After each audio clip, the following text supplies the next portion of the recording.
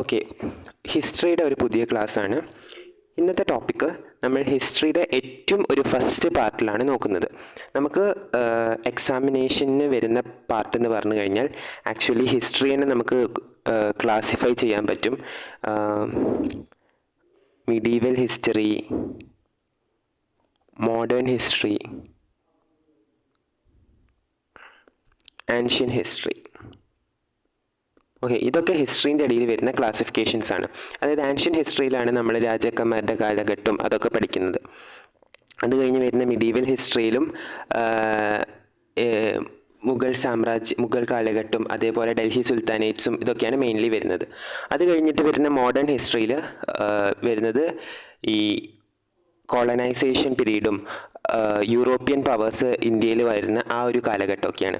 ഇതിൽ നിന്നൊക്കെ പുറമെ നമ്മൾ ഹിസ്റ്ററീൻ്റെ ഏറ്റവും പ്രീ റൂട്ട് എടുത്ത് വെച്ച് നോക്കുകയാണെങ്കിൽ വരുന്നതാണ് ഈ പ്രീ ഹിസ്റ്ററിയും പ്രോട്ടോ ഹിസ്റ്ററിയും. ഓക്കെ, അപ്പം ആക്ച്വലി ഹിസ്റ്ററീൻ്റെ ഡിവിഷൻ ഇങ്ങനെ മാത്രമല്ല.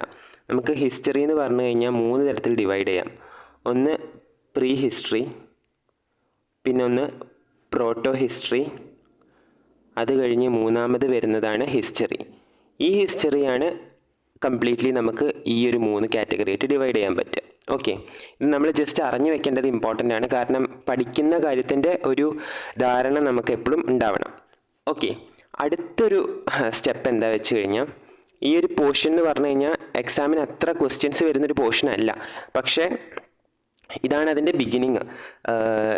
ഫോർ എക്സാമ്പിൾ ഈ stone age, paleolithic, mesolithic, neolithic എന്നൊന്നും അധികം അങ്ങോട്ട് ചോദിക്കാറില്ല, എന്നാലും ക്വസ്റ്റ്യൻസ് വരാറുണ്ട്. അപ്പോൾ നമ്മൾ ജസ്റ്റ് മനസ്സിലാക്കി വെച്ച് പോയി കഴിഞ്ഞാൽ പിന്നീട് പഠിക്കുമ്പം നമുക്കത് ഒരു സ്റ്റെപ്പ് സ്കിപ്പ് ചെയ്യാതെ ഇരിക്കാം. ജസ്റ്റ് കേട്ട് മനസ്സിലാക്കിയാലും മതി. ഓക്കെ, അപ്പോൾ ഹിസ്റ്ററി 3 ക്ലാസിഫിക്കേഷനായിട്ട് ഡിവൈഡ് ചെയ്തതും നമ്മൾ പറഞ്ഞു. Pre history, proto history, history. Pre history എന്ന് പറഞ്ഞു കഴിഞ്ഞാൽ എന്താ നോക്കാം. പ്രീ ഹിസ്റ്ററി എന്ന് പറഞ്ഞു കഴിഞ്ഞാൽ ഇവൻറ്റ് ഒക്കേർഡ് ബിഫോർ റൈറ്റിംഗ്, അതായത് എഴുത്തും ഇതൊക്കെ കണ്ടുപിടിക്കുന്നതിന് മുമ്പ് നമ്മളിപ്പം ഒരു കാര്യം മനസ്സിലാക്കുന്നത്, അതായത് പണ്ട് സ്വാതന്ത്ര്യ സമരം നടന്നപ്പം ഇയാൾ ഇവിടുന്ന് ഇങ്ങനെ ചെയ്തു, ഇതൊക്കെ നമ്മൾ മനസ്സിലാക്കുന്നത് എങ്ങനെയാണ്? റൈറ്റിങ്സിലൂടെയാണ്. ഇപ്പം ചന്ദ്രഗുപ്ത മൗര്യൻ്റെ കാലഘട്ടത്തിൽ നടന്ന കാര്യങ്ങൾ നമ്മൾ ഇൻസ്ക്രിപ്ഷൻസ് എന്നും റൈറ്റിങ്സ് എന്നൊക്കെയാണ് മനസ്സിലാക്കുന്നത്. ഓക്കെ, പക്ഷേ പ്രീ ഹിസ്റ്ററി കാലഘട്ടം എന്ന് വെച്ച് കഴിഞ്ഞാൽ നമ്മൾ റൈറ്റിങ്സ് ഒക്കെ ഇൻവെൻറ്റ് ചെയ്യുന്നതിന് മുൻപുള്ളതാണ്. അതിന് എക്സാമ്പിളാണ് 3 സ്റ്റോൺ ഏജസ്. അന്ന് നമുക്കറിയാം ഗുഹയിലൊക്കെ ജീവിച്ച് കല്ലായുധമായിട്ടൊക്കെയാണ് ജീവിച്ചിരുന്നത്. പലതരം കല്ലുകളുണ്ട്. സ്റ്റോൺ ഏജസ് തന്നെ നമ്മൾ പാലിയോലിത്തിക്, മീസോലിത്തിക്, നിയോലിത്തിക് എന്ന് പറഞ്ഞിട്ട് ഡിവൈഡ് ചെയ്യുന്നുണ്ട്. പാലിയോലിത്തിക് തന്നെ നമ്മൾ 3 കാറ്റഗറി ആയിട്ട് upper paleolithic, lower paleolithic, upper paleolithic, middle paleolithic, lower paleolithic എന്ന് പറഞ്ഞ് ഡിവൈഡ് ചെയ്യുന്നുണ്ട്. ഓക്കെ, അതൊക്കെ ഒരു സ്റ്റോൺ ഏജ് കാലഘട്ടമാണ്. അപ്പോൾ ഈ ഒരു ടൈമിൽ നമുക്ക് എന്തായാലും അറിയാം, ഇവിടെ ഒരു റൈറ്റിങ്സും ഇൻവെൻറ്റ് ചെയ്തിട്ടില്ല. ആകെ നമുക്ക് കേവ് ആർട്ട്, അതേപോലെ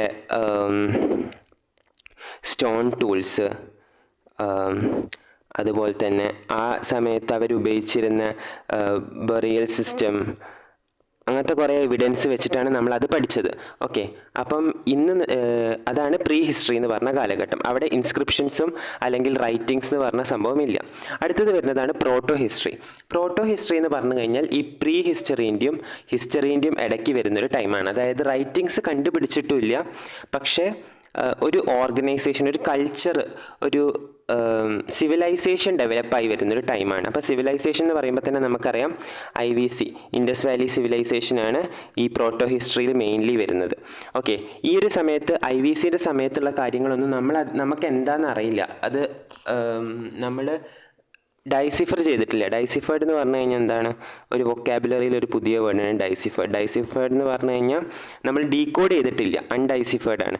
ഡൈസിഫേർഡ് എന്ന് പറഞ്ഞാൽ ഡീകോഡ് ചെയ്യുക, അൺഡൈസിഫേർഡ് എന്ന് പറഞ്ഞാൽ ഡീകോഡ് ചെയ്യാത്ത ലിറ്ററേച്ചറാണ്. പക്ഷേ അവരുടെ കണ്ടംപററി എന്ന് പറഞ്ഞാൽ അതേ കാലഘട്ടത്തിലുള്ള വേറെ സിവിലൈസേഷന് നമുക്കത് മനസ്സിലായിട്ടുണ്ട്.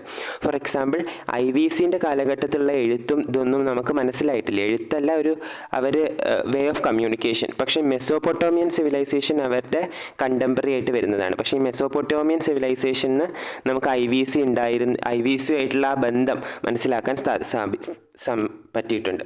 അതുപോലെ IVC തീർന്നതും അവിടെ തന്നെയാണ് വേദിക് സിവിലൈസേഷൻ തുടങ്ങിയത്.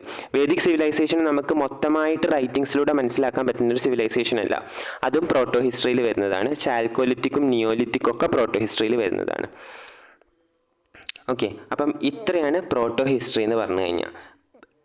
ഇതിൽ നമ്മൾ ഹോമോസാപ്പിയൻസ് തന്നെയല്ലായിരുന്നു, നമ്മൾ ഗുഹയിൽ ജീവിച്ച മനുഷ്യരായിരുന്നു. ഹോമോസാപ്പിയൻസ് അത്രയ്ക്കൊരു ആയിട്ടുള്ള ടൈമായിരുന്നു. പിന്നീട് നമ്മൾ കുറച്ചും കൂടി ഡെവലപ്പായി വന്ന ഒരു ടൈമാണ് ഈ പ്രോട്ടോ ഹിസ്റ്ററി.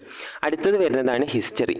ഹിസ്റ്ററിയിൽ എന്തൊക്കെയാണ് വരിക എന്ന് വെച്ച് കഴിഞ്ഞാൽ ആഫ്റ്റർ ഇൻവെൻഷൻ ഓഫ് റൈറ്റിംഗ് കണ്ടുപിടിച്ചതിന് ശേഷമുള്ള എല്ലാ കാര്യങ്ങളും ഇന്ന് ഒരു 10 വർഷം മുമ്പേ സംഭവിച്ചത് മുതൽ, ഒരു 5 വർഷം മുമ്പേ സംഭവിച്ചത് മുതൽ അത്ര കാലഘട്ടം പഴയത് റൈറ്റിംഗ് കണ്ടുപിടിച്ചിട്ടുള്ള രാജാക്കന്മാരുടെ കാലഘട്ടം വരെയുള്ള ഇതൊക്കെ പ്രോട്ടോ ഹിസ്റ്ററിയിലാണ് വരിക.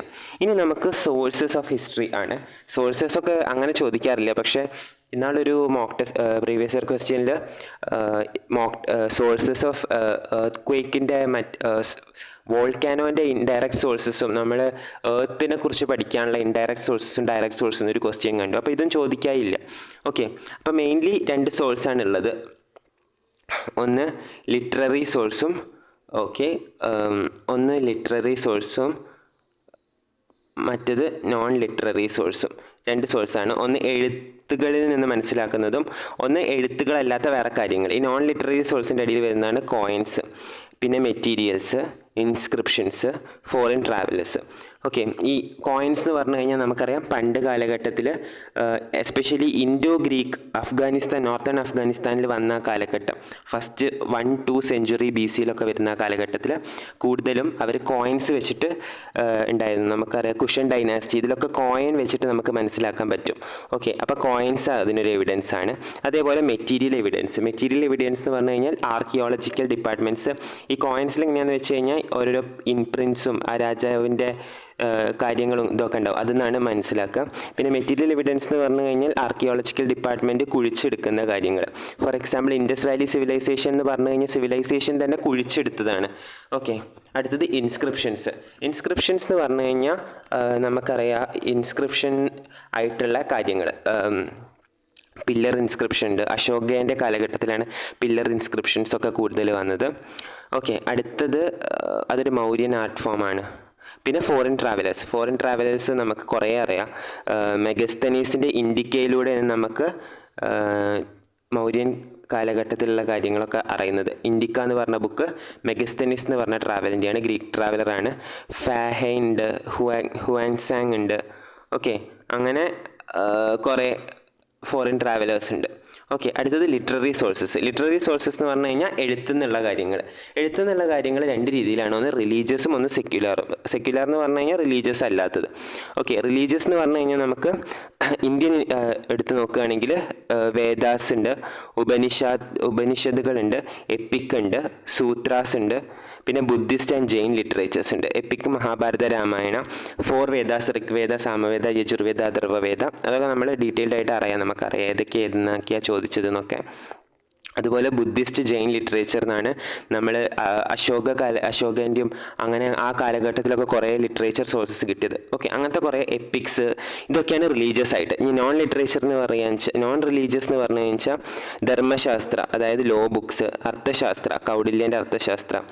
Okay, literature work by Kalidasa, Kalhana, കാശ്മീരിലെ കൽഹാന എഴുതിയ ബുക്കുകൾ, പിന്നെ അതുപോലെ ബയോഗ്രഫീസ്, ഹർഷചരിതമൊക്കെ ഉണ്ട്. സംഘം ലിറ്ററേച്ചേഴ്സ് തമിഴുണ്ട്. ഇതൊക്കെ ലിറ്ററേച്ചർ സോഴ്സസ് ആണ്. അതായത് ലോ ബുക്ക്, ഏതെങ്കിലും രാജ്യത്തിൻ്റെ നിയമ പുസ്തകങ്ങൾ, അങ്ങനത്തെ കാര്യങ്ങളും ഇതൊക്കെ.